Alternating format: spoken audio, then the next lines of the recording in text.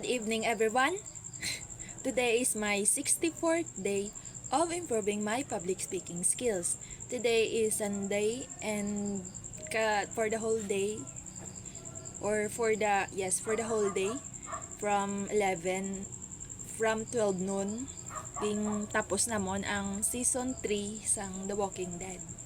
And it was really enjoyable, intense, and but heartbreaking as well, kay damo sang challenges, damo sang problema nga natabo towards sa moto nga movies. And both sa akon nga sister, we are very invested man to keep going to watch sa mga naga-happenings or nagakatabo dito sa The Walking Dead.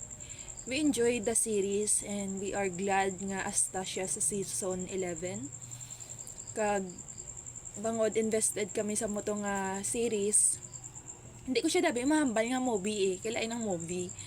Series siya kay may mga seasons siya. Kag kada season may episode, and I don't know lang kung ano gid ang proper nga tawag sina. But for now, I will call it a series. It was really enjoyable. Kag damo ko personally natun-an dito. not only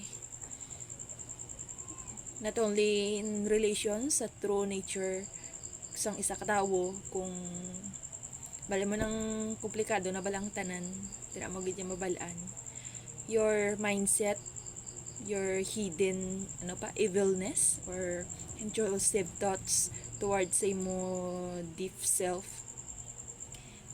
May days or may adlaw nga magagwa ina, kag it will speak for your character, but that doesn't mean nga it defines you as a whole person. It's just that something kung ano ba natong ginapunggan tagis ang ba na silang gagwa nawa na ako natun-an. And as well as the essence of leadership, damo ko may natun-an towards sa different kinds of perspective towards kay Rick nga ang main character, towards kay Marley. Si Marley amo na siyang brother ni Daryl nga one and only family nga may reckless attitude balabat. When it comes sa survival skill, they are very good at it. And then sa governor, the governor are really one of the most interesting character towards The Walking Dead. Kay not only ang actor bala mismo sang amo to nga character, not only nga napakita niya gid emotionally, kay samtang kalantaw dabi kami we feel the emotion, we feel the intense. Kag hindi naman mapunggan nga daw magpadayon bala mag-relate man sad to. Kag nami gid ang pag-ano niya sa character, kay miski kami nga nagalantaw is nainget man si iya nga pagiging antagonist. 'Di ba ang protagonist is ang bida, tapos antagonist is ang kontrabida. Tama na. It's a really good series. Kag I'm glad nga nadumduman ko to nga lantawon liwat. Kag I'm also glad towards sa technology subong, sa digital technology subong nga era, kay not only we can watch it for free, hindi ilog sa to nga antes mo ya malantaw mga muna ang klase nga season, kinanglan mo pa nga either magbakal ikaw sang CD or maglantaw ikaw sa cinema. But subong, since may internet na, kag may app man nga mga free, ako na lang gadya himuon is to have the internet or data, and then we will going to watch it. Basta jaman ko.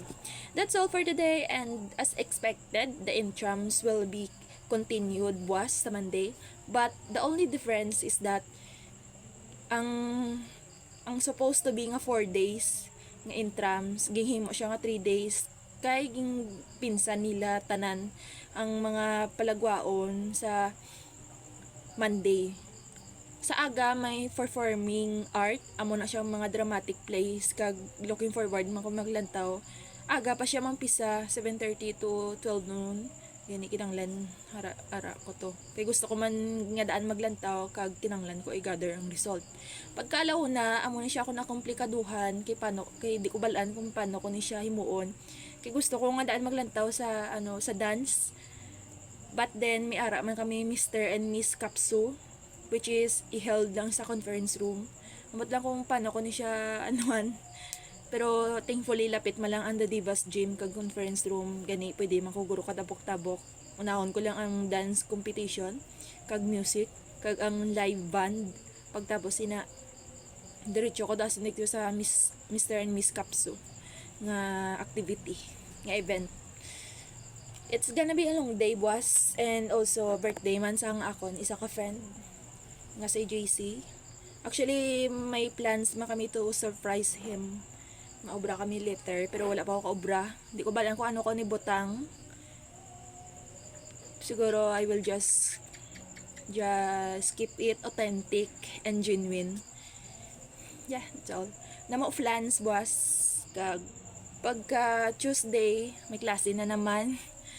Usagid ko sini kay wala pa ako ka-review sa mga topic and discussions, and as well as wala pa ko kaobra sang reaction paper towards sa webinar nagligad kag ang assignment sa akong manghod wala pa namon yan ako lang dumduman wala pa gali namon na obra. Yeah, that's all for today, and what I'm going to discuss is something in relation manigto sa series nga ako nga ginlantaw subong amon ginlantaw subong o diba invested kay na-realize ko lang ang parte dito sa governor nga part wherein he's very good at sa iyang dila, meaning sina mayad sa magambal to the point nga he can easily convince someone and can also twist the truth from lie. Mayad siya mag siya body language ginaobserbahan ko gani kung paano gina-defect ang actor ang iyang karakter kag na anuan ko nga grabe iya body language, kontrolado niya iya expression to make someone to believe in them kag wala lang na amaze lang ko pero it tells man as a lesson nga hindi kaya magsalig towards sa isa ka tawo labi na gid bala ko ang ila ginahambal is baseless or opinion lang bala inang mga words bala nga mga basi bala nga mga word nga wala man bala sang concrete evidence to prove ang ila nga ginastorya or to prove something nga ila ginapatihan. They just see it in the bottom of their heart, but if you're going to check its authenticity is wala sila may ma-prove. That's why I've learned to be careful about that certain someone. Actually damo ko nakikita ilabi na gid sa akon mga classmate, most of them including me are good with mouth, pero may iban man ako nga na-observer nga they are very good at their mouth to the point nga they can, kung hindi ka kabalo magbasa sang karakter sang isa ka tawo sang batasan sang isa ka tawo towards nga hindi inang isa lang bala katulok